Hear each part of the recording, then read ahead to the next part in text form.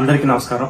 నేను మీ డాక్టర్ సందీప్ పంచకర్ల, భీమ్లీ నియోజకవర్గ incharge, Janasena party. కేవలం 100 కోట్ల హిందువులు మాత్రమే కాదు, ఒక మతాన్ని నమ్మి ఎంతో పవిత్రంగా ఆచరించే ప్రతి ఒక్కళ్ళు కూడా బాధపడి ఆలోచించాల్సిన రోజు వచ్చింది. తిరుమల తిరుపతి దేవస్థానంలో దేశ విదేశాల నుంచి హిందూ భక్తులు ఎంతో పవిత్రంగా భావించి వాళ్ళ బాధల్ని, వాళ్ళ ఇబ్బందుల్ని ఆ కలియుగ దేవమైన వెంకటేశ్వర స్వామి వద్ద చెప్పుకుని ఆయన నుంచి వచ్చే, ఆయన ద్వారా ఇచ్చే లడ్డూ ప్రసాదాన్ని ఎంతో పవిత్రంగా భావించి ఇంటికి తీసుకెళ్లి కుటుంబంలో వాళ్ళు తిని దాంతో పాటు చుట్టుపక్కల వాళ్ళందరికీ కూడా పంచే ప్రసాదం మన తిరుపతి దేవస్థానం ఇచ్చే లడ్డూ ప్రసాదం. మరి ఈ రోజు అలాంటి లడ్డూ ప్రసాదంలో వైసీపీ ప్రభుత్వ పాలనలో నియమించిన పాలక మండలి తీసుకున్న ఒక నిర్ణయం వల్ల కేవలం స్వచ్ఛమైన ఆవు నెయ్యి వాడాల్సిన చోట ధర తక్కువకు వస్తుందనా లేదు వాళ్ళ కమిషన్ కోసం అన్న విషయం పక్కన పెడితే సస్పెక్టెడ్ అడల్టరేషన్స్ జరిగినాయి.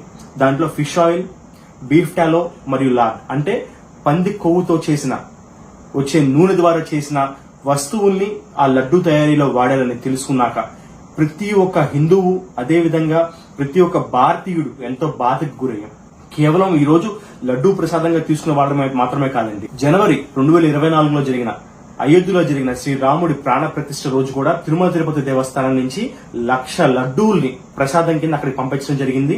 కొన్ని కోట్లాది మంది భక్తులు ఆ లడ్డూ ప్రసాదాన్ని, తిరుపతి నుంచి వచ్చిన లడ్డూ ప్రసాదాన్ని చాలా పవిత్రంగా దాన్ని స్వీకరించారు. నేను ఈ సంఘటనని 1857లో జరిగిన సిపాయి మ్యూటినీ అంటే సిపాయిల యొక్క తిరుగుబాటుతో నేను పోలుస్తాను. ఎందుకంటే అప్పుడు కూడా అంతే, బ్రిటిషర్లు ఈస్ట్ ఇండియా కంపెనీ రూపంలో మన భారతదేశంలో ప్రవేశించి మన సైనికుల్ని వాళ్ళ యుద్ధాల కోసం వాడుకుని, ఆ సందర్భంలో వాళ్ళు తయారు చేసిన ఒక గన్, ఒక రైఫిల్ లో వాడే క్యాట్రిడ్జ్ లో ఉండే లూబ్రికెంట్ ని, అప్పటి వరకు గ్రీజ్ ఉంటే దాన్ని తీసి పంది కొవ్వు మరియు బీఫ్ కొవ్వుతో చేసిన ఒక లూబ్రికెంట్ ని వాడటం, దాన్ని మన సిపాయిలు నోట్లో పెట్టుకుని చింపి ఆ రైఫిల్లోకి ఫిల్ చేయడం అనే అంశాన్ని మన సిపాయిలు దాన్ని తిరుగుబాటు చేశారు. కేవలం ఎందుకంటే ముస్లింలు ఎంతో పవిత్రంగా భావించే ఖురాన్ లో చెప్పిన అంశం కూడా మనం పోర్కును ముట్టుకోకూడదు అని. హిందువులందరూ కూడా మనం గోమాతని ఎంతో పవిత్రంగా మన ఇంట్లో ఒక వ్యక్తిలా, తల్లిలా భావిస్తాం.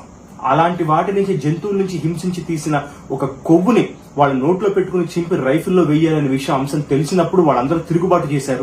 ఎంతో మంది మహనీయులు వాళ్ళ ప్రాణాన్ని అర్పించారు. మరి తిరిగి ఈ వైసీపీ బ్రిటిష్ పాలన హయాంలో కూడా అలాంటి సంఘటనే ఇప్పుడు పూర్తిగా తిరుమల తిరుపతి దేవస్థానంలో ఇచ్చే లడ్డూ విషయంలో కూడా జరిగింది.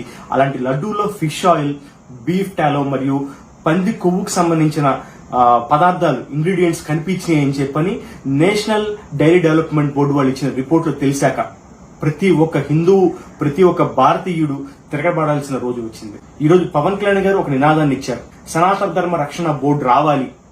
దేశవ్యాప్తంగా ఉన్న హిందూ ఆలయాలు, మన హిందూ ధర్మాలు, సనాతన ధర్మం కాపాడాలంటే గనక నేషనల్ లెవెల్లో సనాతన ధర్మ రక్షణ బోర్డు ఒకటి రావాలి.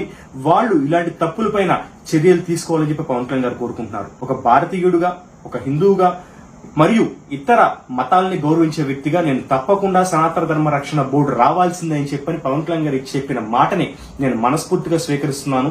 ఇది దేశ ప్రధాని మరియు దేశ నాయకులందరికీ కూడా నేను మనస్ఫూర్తిగా కోరుకుంటున్నాను. వైసీపీ హయాంలో జరిగిన తప్పు పైన ఎంక్వైరీ జరగాలి.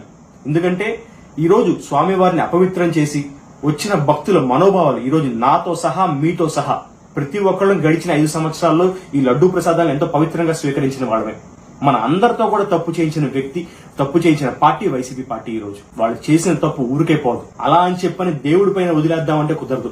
మన చట్టాల రీత్యా కూడా శిక్షించాల్సిన అంశాలు కూడా మనం శిక్షించి తీరాల్సిందే. దీంట్లో వైసీపీ వాళ్ళు చెప్పేది ఏంటంటే, జూలైలో వచ్చింది కొత్త కూటమి ప్రభుత్వమే కదా, వీళ్ళ హయాంలో కూడా జరిగింది కదా అని చెప్పి అంటున్నారు. అయ్యే మీరు గుర్తుంచుకోవాల్సింది ఏంటంటే, ఎప్పటి నుంచో కూడా మనకి నందిని నెయ్యి ఎంత క్వాలిటీగా వేసిన నెయ్యిని కాదని మీరు తక్కువ ధరకు కోట్ చేశారని చెప్పనా, లేదు మీకు తెలిసిన వాళ్ళనా, లేదో లోపాయకారం ఒప్పందం ఉన్న విషయం పక్కన పెడితే ప్రీమియర్ మరియు ఆల్ఫా అనే ఒక 2 కంపెనీలకి మీరు నెయ్యి సప్లై చేసే కాంట్రాక్ట్ ఇచ్చారు. అప్పటి నుంచి తీసుకున్న డెసిషన్ ఇప్పటి వరకు కూడా కొనసాగుతూ వచ్చింది.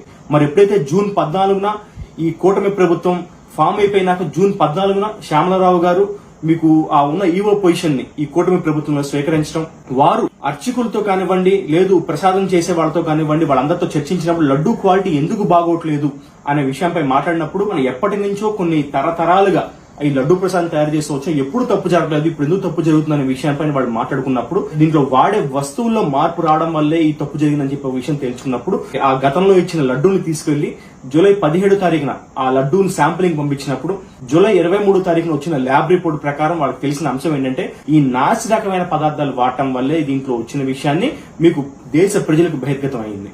మరి ఇప్పటికైనా సరే ప్రతి ఒక్కళ్ళు మేల్కొని దీనిపైన వాళ్ళ గొంతును వినిపించకపోతే మనం అపవిత్రులు అవుతాం. తెలిసినప్పుడు కూడా మన గొంతు ఎత్తకపోతే, సనాతన ధర్మ రక్షణ బోర్డు కావాలని మనం అడగకపోతే, ఇలాంటి తప్పు చేసిన వాళ్ళపైన చర్యలు తీసుకోవాలని మనం అడగకపోతే, తెలిసి కూడా మనం తప్పు చేసిన అడుగుతాం.